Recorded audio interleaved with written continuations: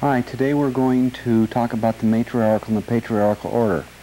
Let's all go back to when we were little kids and we sat in the classroom and the teacher said to us, what we want you to do is we want you to memorize all this information here and learn everything that is being presented to you and do a real good job, so when you get older, what you'll be able to do is you will be able to go to college, you'll be able to get married, you'll be able to graduate from college, you'll be able to get a good job and live happily forever after. Everybody hear that story when they were little kids? You heard that story, John? The American Dream? What did you hear, John? I heard the same story. You heard the same story? Did you hear that same story, Julie? That's what you're supposed to do. Isn't that what they're telling in school, Wayne? Yeah. Same story, right? So what happens is we go to school and we memorize all the lessons and we remember everything, and we get a little older, and then as soon as we graduate from college, we find a girlfriend and we get a good job, and after we got this good job we get married, and we go along for a while and we get divorced. Or we live married very unhappily forever after until we drop dead, because most married couples in all the psychological samplings aren't very happy. They just stay there for some reason or another. They're either their kids or society or family tells them that they've got to stay married. Lane, are your parents happily married? Yeah, I guess. I never really hear them argue or nothing. They're still married. How long have they been married? I've been married for only about 20 years, something like that. 20 years? And they're really happy, huh? You know, my mom believes the rule of the husband, you know, respect your husband and you know, he'll support you and stuff, always. I don't know, the husband worship thing. Donna, Lane's speaking from a perspective of being the child. What happens when you get to be the parent? You were in that one. What's that one? Respect the husband and do that thing. Yeah, it's like sell your soul and give up your identity and become a servant to your husband. Is that what the story is? The bottom line. Lose your personality. Do his wants, wishes, desires, eat what he wants to eat, sleep when he wants to sleep, go where he wants to go, basically. Become a robot. Right. Anyway, right here on the chart over here, to the left, we have what happens to us when we get into this patriarchal system. We're taught that if we go out and we buy a house and we get a new car, that these are the things that we're supposed to acquire and they'll make us happily forever after, won't they? Or they'll make us happy forever after. What happens, John, when you bought your new car a number of years back? Weren't you happy when you first got it? Wasn't it wonderful? Did it make you feel good all over? Fantastic? What happened after a period of time? Well, I still have the same car and I'm really worried about it. Why? Because it's falling apart. It got old. Well, yes. Everything changes. And so in materialism, we're in a field of time and space where everything changes. And the immense love, let's just say, that we have for a person when we first meet them, when we first fall head over heels in love, it deteriorates and changes over a period of time and turns into something different, just like the car. Now, what did your car turn into? Well, I don't have the same feeling that I did For the car. in the early days. Yeah. It's not as important of an attachment to you. No. All you got to do is keep it alive, right? Keep it alive, yeah. You remember when you were a young man and you met your ex-wife.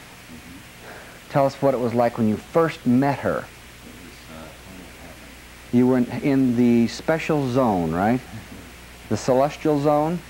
Tell us about the celestial zone, what it was like. Well, it sort of canceled out everything else. Everything was okay and beautiful and wonderful. Oh, yeah. And then you got married to live happily ever after. And then what happened? Did it do like your car? It went into deterioration. And now you're trying to keep it alive? That's what happens to all things in the field of time and space, is when you first find them and create them, they form themselves in this celestial bond, and then they gradually deteriorate. And anybody who says, oh yeah, we're so happy, is really sort of being dishonest about it. They aren't like they were when they first met. Things change.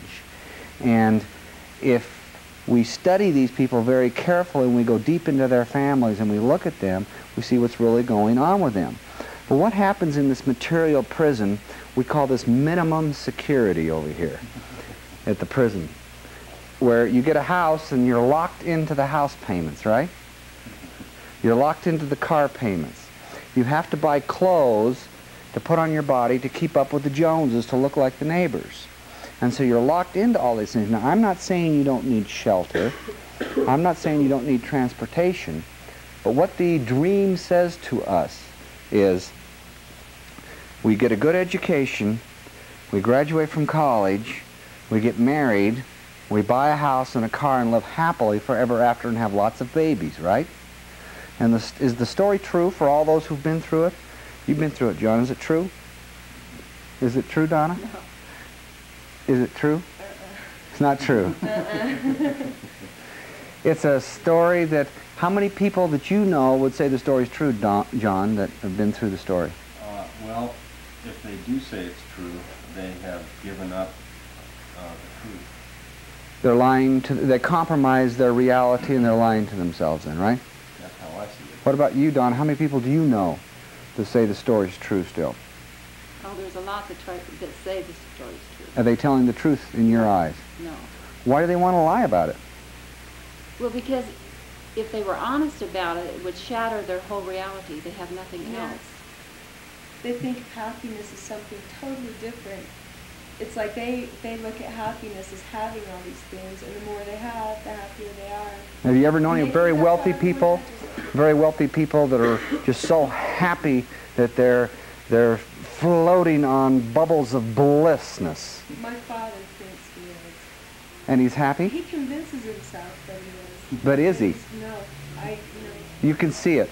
You know that your father's not happy, but he tells himself that he is, right? He walks around with a smile on his face. Is it a special one that he, like It's like Mr. Personality. Mr. Personality? He turns it on like that. He puts it on there. Is it a pretense? It's totally. A facade. It's a lie. And he keeps it all inside of him. Everything that's going wrong, never tells anyone, and it's like a time bomb or something. Inside of him, and so he's living a dual life. He's living, the honesty is inside, the real honesty, but he's living this lie on the surface of his skin. Yeah. Anybody else seen this within the people? You've seen it, Mike? Well, the other part of it is too that it eventually catches up with everybody.